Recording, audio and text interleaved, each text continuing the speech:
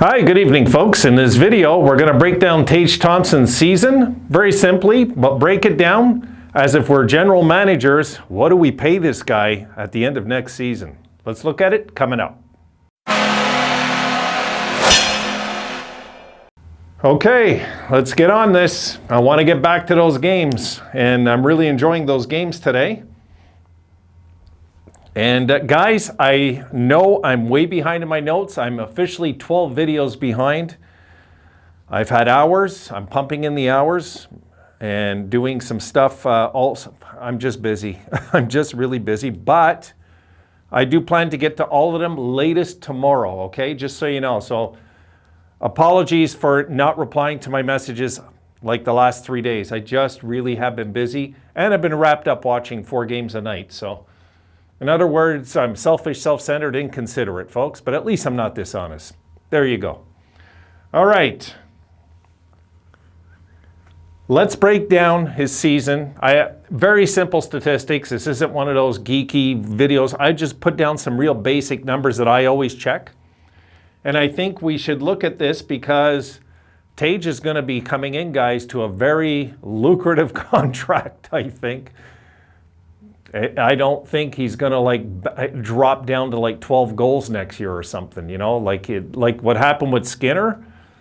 I don't think the drop off will happen with Tage. He's only going to get better. He's young, big, strong, and he's getting better and better and better as we've seen. So let's break it down. Let's look at it, talk about it, and I'll leave this here. See what we think. What ideas we have. I'll give you mine at the end of the video. Okay. Breaking down Tage's season. 78 games played, 38 goals, 30 assists, 68 points, minus 17, which it's a team young, growing. This is absolutely normal. I'll tell you right now, guys, it's absolutely normal. But this isn't normal for a young team with a guy that's just playing center for the first time in his career. Although he's played center, you heard him say he was a centerman when he was a kid. So he's used to playing center. But, you know, for those of you that doubt Granato, I think this is proof right here. We got to be patient with Granato. And I get it. The hitting game drives me nuts with the Sabres, guys. It drives me crazy. But I think Granato really knows what he's doing and they have a plan. And we got to see what that plan is. I think next year will be a lot more of a physical team, maybe in the middle of the pack of the league, right around there, at least in front of 10 teams, I'm hoping. That's what I'm hoping for next year as the team gets older, okay? All right, so 38 goals on 253 shots.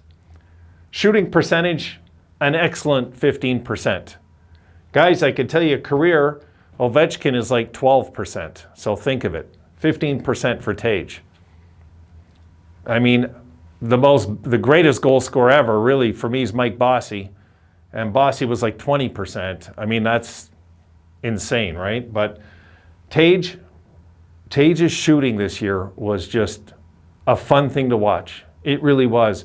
When he wound up, it was, for me, as exciting as when Max Afinogenov came around the net full steam and he was going up ice with the puck. It was that same excitement every time Tage would wind up to shoot, you know? And the face-offs, which he'll get better at, he was 40.3%. I was happy to see it was 40. I was. Because it was really bad. You might remember early in the year, but he finished off with 40% face-off wins. It's not bad, guys. What we want to see him get to, no joke, is 50. That's it. That's all he has to get to. 50%.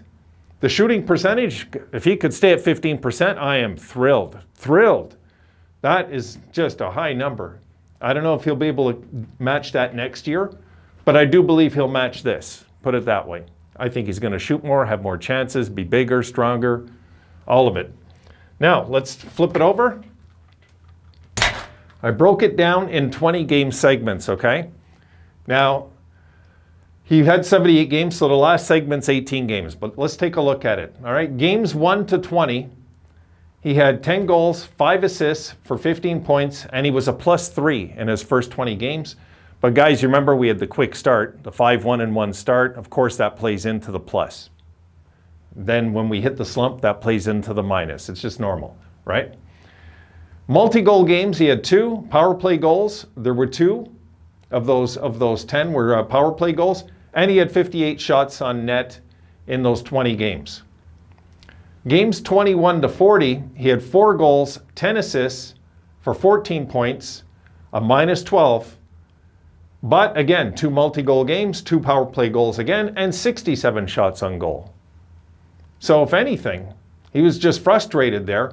And the truth is, when Tage doesn't score many goals, of course, the plus-minus gets hurt, of course. And now games 41 to 60, he had 13 goals. He bounced right back in that 20-goal segment. 13 goals for his best 20-goal segment, really, and 6 assists for 19 points.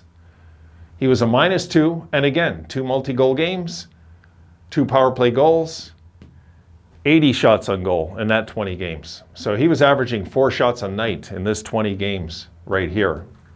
This is where Tage came of age, right there. If we were gonna pinpoint where Tage really came of age, guys, it was these 20 games right here.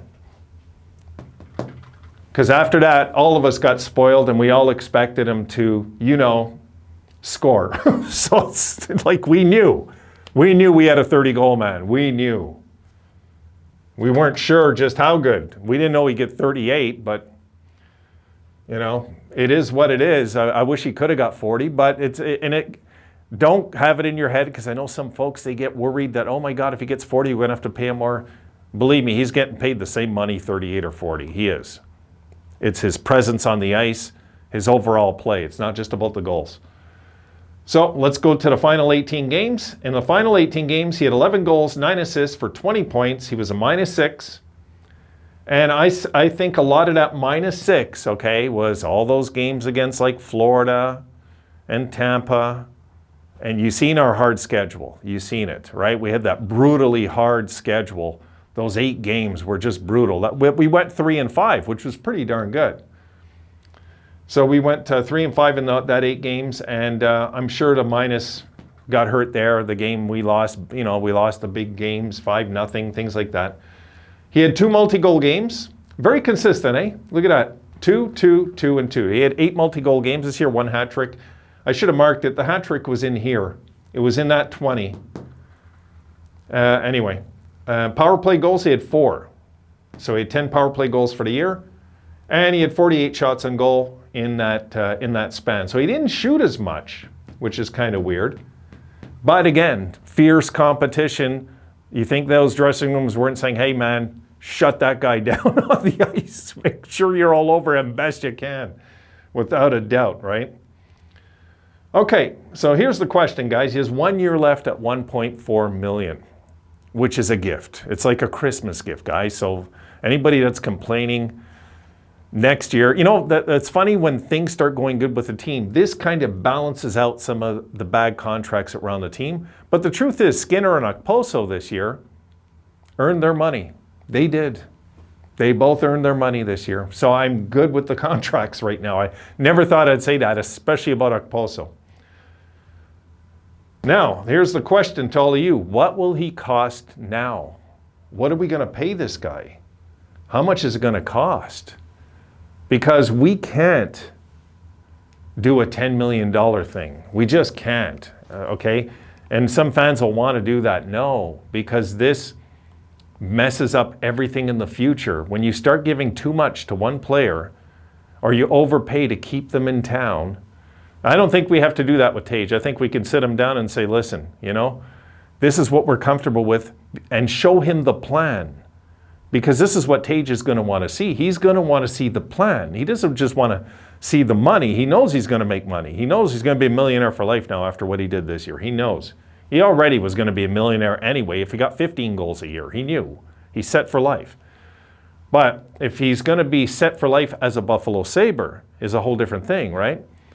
And you want to get him and make him understand that this greed mentality that a lot of these players have usually backfires and usually doesn't look good and usually doesn't end very happily. It really doesn't. So I'm hoping that they sit him down and say, look, Tage, this is the plan. We want to get these guys locked in. We want you, of course, to be a big part of this. You are a big part of this right now, but we want you to be the big part of this going forward also. Because we're going to have not just you, Tage, we're going to have a lot of players that are going to be looking at money. And we don't want to break you guys up. And I think that pitch might do it. Because Tage is the first domino, guys. Remember this. Okay, I'm going to close on this. He's the first domino of the young core that's going to get paid. The first domino. Dahlin hasn't got paid yet. I know he's making $6 million. He has not got paid yet.